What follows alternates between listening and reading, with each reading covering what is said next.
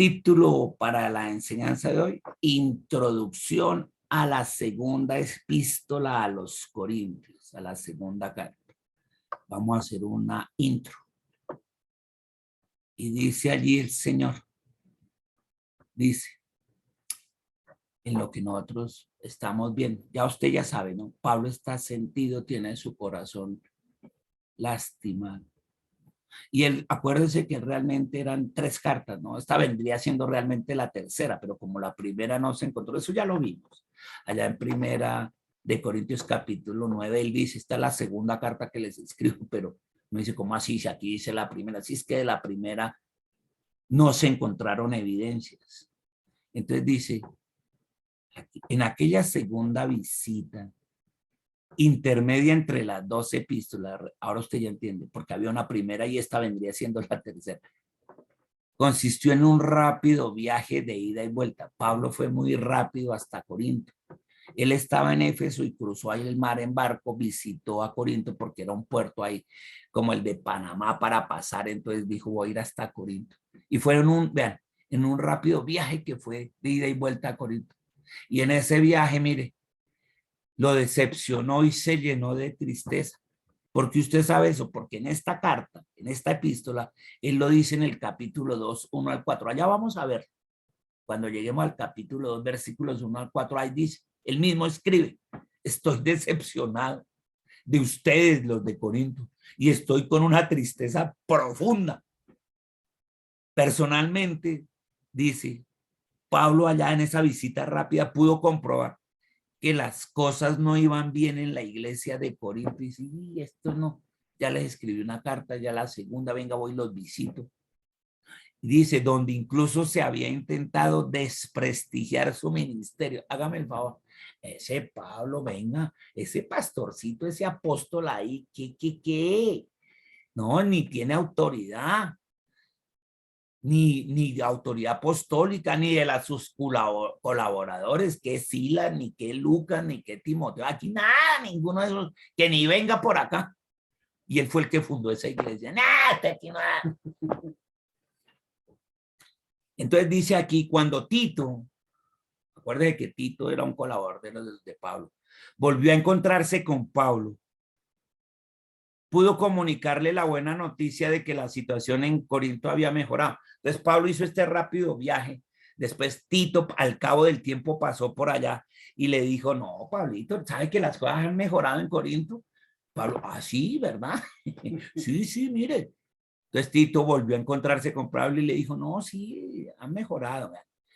La situación en Corinto ha mejorado. Los creyentes lamentan lo que sucedió contigo y haberte desprestigiado, y la última vez que estuvo allá haberlo tratado tan mal.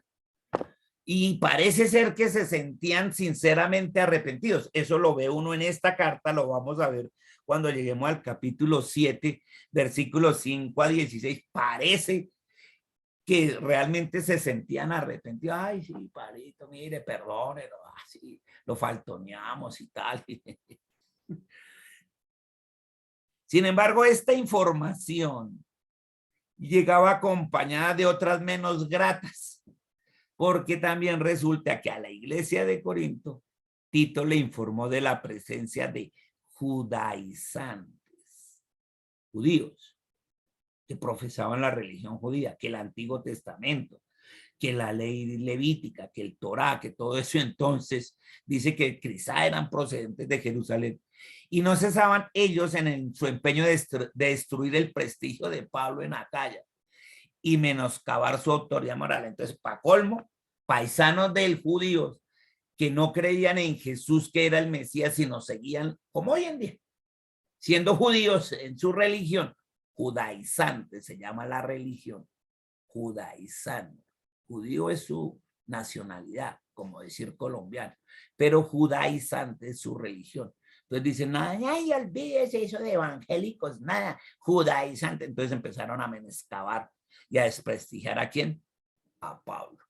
Entonces él tiene que defenderse en los capítulos 11 y 12, pero se está defendiendo de los judaizantes, no de los de la iglesia de Corintio, porque parece que habían mejorado. Se defienden de estos. Dice, ay, no, pues eso ahora los paisanos. Los paisanos vienen siendo, ya saben, su familia, ¿no? Primos, tíos por allá. ¡Ay! No, pa' colmo bien, y tome. Y dele palo, y dele. Entonces ahora vamos a ver un esquema general de esta epístola aquí en esta introducción para que usted sepa hacia dónde vamos.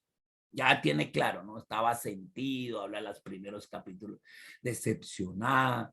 Después Tito le informa que las cosas han mejorado. Después llega otro religioso y mire, para acabar de rematar.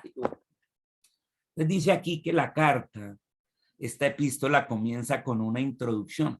Ahí en el capítulo 1 que va desde los versículos 1 a 11 y da paso al cuerpo principal que está dividido en 3 grandes secciones. Ahí dice, y concluye con algunas palabras de despedida y una doxología, o sea, los términos. Doxología es la despedida, cómo se saluda y se despide en una carta teológica. Allá en el capítulo 13.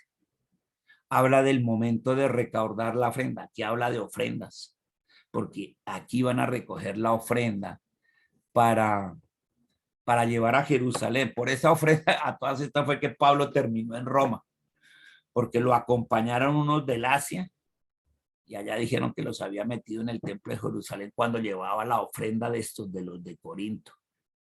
Y ahí usted metió extranjeros al templo, que no eran extranjeros, hombre, ellos me esperaron afuera, que sí, que tal, y bueno, pobre Pablo.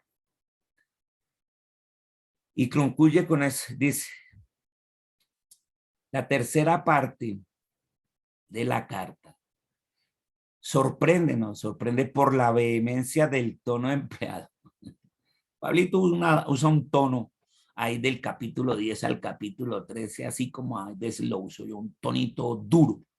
Entonces sorprende por ese tono que le emplea el autor, volviendo sobre el tema del ministerio, porque es que los judaizantes y todo eso le estaban echando a los religiosos ya judaizantes sobre su ministerio.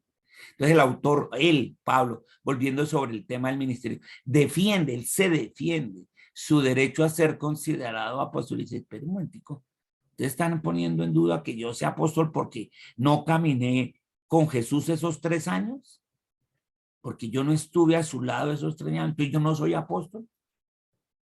Entonces usa 3 capítulos ahí. Y a que se le respete, él dice, no, es que merezco respeto en esa categoría, en la categoría de apóstol. Y él se refiere a sus muchas tribulaciones, entonces habla, dice, si quieren hablar de mí, les voy a decir cuántas pedradas he recibido, cuántos naufragios he tenido, cuántas veces me han flagelado, latigado, cuántas veces he estado en la cárcel, como para que vengan a decir, no, ese no, de apóstol no tiene, afirmando que en ellas, en todas esas tribulaciones, él se goza por amor a Cristo, él no se lamenta, ay, ¿por qué a mí? No, él se goza, él se pone a cantar alabanzas. ¿Se acuerdan allá? Cuando estaba en Filipos, allá que lo metieron a la cárcel, dice que a la medianoche se puso a cantar allá con Silas y tembló en la cárcel y se abrió solita. Eso. A él le gustaba todo eso, él se goza por amor a Cristo. Pues como dice, mi debilidad es mi fuerza. O sea, Dios me fortifica en mis debilidades. Él se manifiesta en mis debilidades. Allá esa es la famosa capítulo 12, versículo 10. Y ante los que llama grandes apóstoles el versículo 5 del 11 al 12, 11 manifiesta que los títulos de su propio apostolado son una vida consagrada por entero al servicio de Jesucristo. O sea, él dice, puede que a mí Jesús, como no caminé con él, no haya dicho este apóstol mío, pero mis obras, lo que yo he hecho, los resultados que yo he dado, hablan de mi apostolado, no mi boca. Yo no necesito hablar de mi boca de lo que yo hago. Mi trabajo habla por mí. Y eso debería ser algo que tuviéramos todos los cristianos. No hablar tanto, sino dejar que sus acciones hablen por usted, en lugar de que usted hable con su boquita de sus acciones. Deje que sus acciones hablen de usted. Dicen, uy, no, vean este. Yo lo veo en la fidelidad, yo lo veo manejando la plata, yo lo veo. Mire, lo que él hace habla solito de lo que él es. No necesita decir, es que no necesita hablar nada. Sus acciones hablan de él. Eso es lo que le está diciendo. Ahí al revés, manifiesta que los títulos de su propio apostolado no son títulos dados, sino son una vida consagrada, o sea, sus acciones, su consagración, hablan de su servicio entero a Jesucristo. Uy, esta carta es muy poderosa y nos sirve mucho en la casa para eso de que, ay, me decepcioné, mis muchachos, de tal, de la familia que habla mal de usted, de que, bueno, tranquilo. ¿Qué dice aquí? Gócese. Entre más lo insulten y más denigren de usted, usted cante más y dele gracias a Dios. Dice, Señor, gracias, se está cumpliendo tu palabra. Eso ha de suceder. En cambio, cuando lo feliciten todo el tiempo y todo, no digo, uy, qué bendición, cuidado. Cuidado, la cosa puede ser de otro lado. Y aquí vamos a ver un poquito de estas tres secciones. Ya las tiene claras, ¿no? Entonces dice, en la primera sección ahí dice de qué capítulo, a qué versículo va. Pablo reflexiona sobre el estado de sus relaciones con la iglesia corintia, la de Corinto. Entonces allá hasta el capítulo 7 dice, venga, ustedes me decepcionaron, tal, venga, la cosa. Y expone las razones que él tuvo para desistir de sus deseos de visitar. Dijo, no, fui en un día y con un día tuve. Eso me dieron madera y dije, más bien me devuelvo decepcionado. Dijo, mira, les voy a explicar aquí las razones por qué no me quedé más tiempo en esa visita. Relámpago que hice. Después allá en los otros versículos, adelante dice, defiende ahí, en esta primera sección, apasionadamente su ministerio apostólico, al que él llama el ministerio del Espíritu. Dice, es que esto yo lo he hecho no por mí, sino guiado por el Espíritu Santo. Y el de la reconciliación, entonces dice, es que a pesar de esto y las cosas, estamos para reconciliarnos, primeramente con Dios. Acuérdense que en esta carta está el versículo base de nuestra iglesia en Cristo. Segunda de Corintios 5, versículo 17. Y habla del ministerio de la reconciliación. Y ahora usted ya entiende aquí, con esta pequeña introducción, porque él dice, si alguno está en Cristo, porque primero defiende todo esto y les dice a los de Corintios, mire, ustedes dicen esto, pero si de verdad alguno de ustedes está en Cristo, después de esos 4 capítulos, 5 que le da, llega el versículo 17 a decirle eso. Si alguno de ustedes de verdad está en Cristo, con todo lo que han rajado de mí, con todo lo que hacen las manifestaciones, eso, si alguno está en Cristo, las cosas viejas, ya dejen lo viejo, ya pasaron, todas son hechas nuevas, venga. Y la primera nueva sigue el versículo 20, el ministerio de la reconciliación. Dios nos llamó a reconciliarnos, dejemos de andar peleando. Primeramente reconciliémonos con Dios y segundamente reconciliémonos entre nosotros.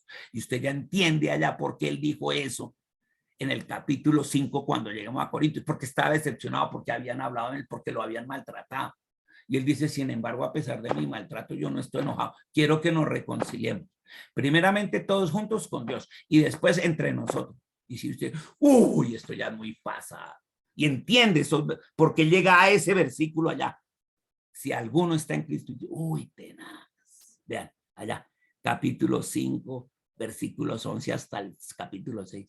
Y exhorta, anima a los creyentes a vivir limpios de toda la contaminación de la carne y vuelve y les dice, hermano, no tomen decisiones en la carne, sean espirituales, no dejen que tampoco contaminar su espíritu. Y les habla en amor otra vez. Ya reconciliémonos, vengan, amor. No se dejen llevar de la carne, de la ira, de la rabia, de lo que digan los demás. Eso le sirve para su casa, ¿sí o no? Reconcilie con la gente. Está peleando con la nuera, reconcilie con la nuera, con los reconcíliese. Deja andar con él. ¡Ya! Nada. Ya, aquí mire el mismo Pablo, dice todo lo mal que me maltrataron y todo. Sin embargo, les hablo de la reconciliación. Uy, poderoso, ¿sí o no? La segunda sección, ahí del capítulo 8 y 9, lo que hace es un llamamiento a la solidaridad con los cristianos de Jerusalén. Entonces les dice, venga, recojan una plata, una ofrenda generosa además, no es para mí, es para la iglesia, para los necesitados que están en Jerusalén. Allá hay gente en la iglesia de Jerusalén que está pasando hambre. ¿Por qué? Pues porque los romanos los estaban maltratando en general a los judíos. Acuerde que estamos allá sobre los finales del 55, llegando a los años 60.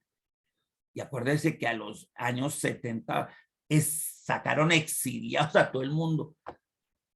El éxodo le tocó al pueblo de Israel deambular por el mundo casi 2000 años. Ahí, como 12, 13 años después de que Pablo escribe esta carta, fueron sacados de su propio territorio el pueblo de Israel y hasta el siglo pasado volvieron a ser una nación. Y él dice, allá hay mucha gente que el imperio romano los está maltratando, hay que recogerles platica, una ofrenda especial para los hermanos de la iglesia allá que están pasando las duras, eso es lo que hacen el 8 y en el 9. Venga, seamos solidarios con nuestros hermanos cristianos de Jerusalén, que estaban atravesando una difícil etapa de necesidades materiales, como lo dijo en Romanos 15:26. Ahora usted ya entiende qué era lo que estaba pasando. Es evidente, por lo demás, que el apóstol se fiaba poco en la generosidad de los corintios, porque estos nunca daban nada. Eso sí querían harto, pedían harto, exigían harto, pero nunca se metían la mano al drill. Digo, venga, esta vez hagan, no por mí, háganlo por ellos. Y dice, quienes entusiasmados al principio con la idea de auxiliar a los creyentes allá de Judea de Jerusalén, luego llegado el momento de recaudar la ofrenda, esto es verídico, ¿no? Sí, para las que sea, pastor, apóstol, bueno, Pablo, cuente conmigo, pero a la hora de, bueno, aquí está la canastica, a ver, vamos a recoger la ofrenda, parecían mostrarse menos favorablemente dispuestos, dice, bueno, pensándole, es que tengo otra cosa, tengo que ir a arreglarme esto, hacerme las cejas, el cabello, la tintura, el gimnasio, el paseo, qué pena, no quedó para mandar. Mira, parecían mostrarse ya menos favorablemente dispuestos. Ay, Dios mío. Esa es la segunda parte que tiene que ver ahí con la ofrenda, con la platica. Y la última parte, la tercera parte de esta carta, capítulos 10 al 13, ya sorprende por la vehemencia del tono empleado. Entonces aquí se está defendiendo de los religiosos judaizantes. Ellos seguían con la Torá, con la ley. Entonces Pablo se defiende vehementemente. Y entonces aquí Pablo, volviéndose sobre el tema del ministerio, defiende su derecho a ser considerado apóstol y a que se le respete en esa categoría de apóstol.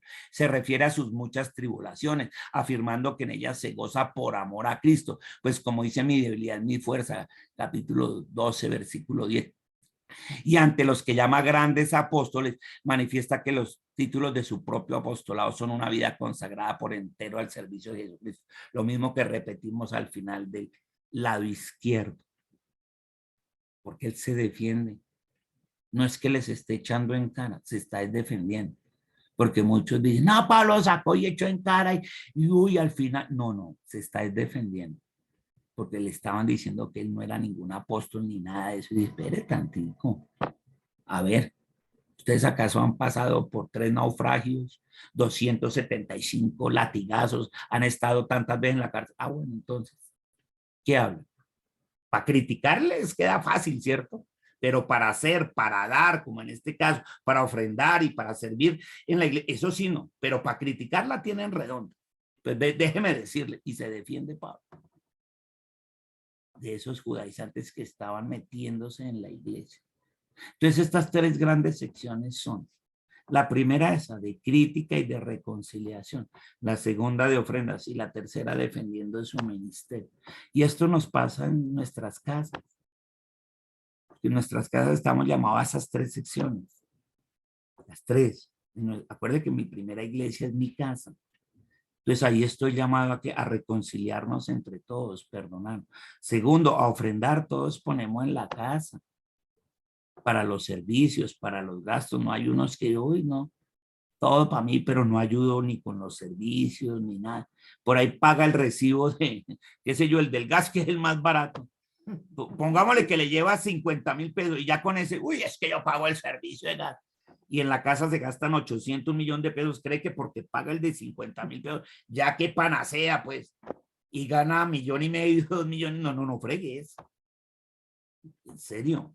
Entonces el segundo habla de platica.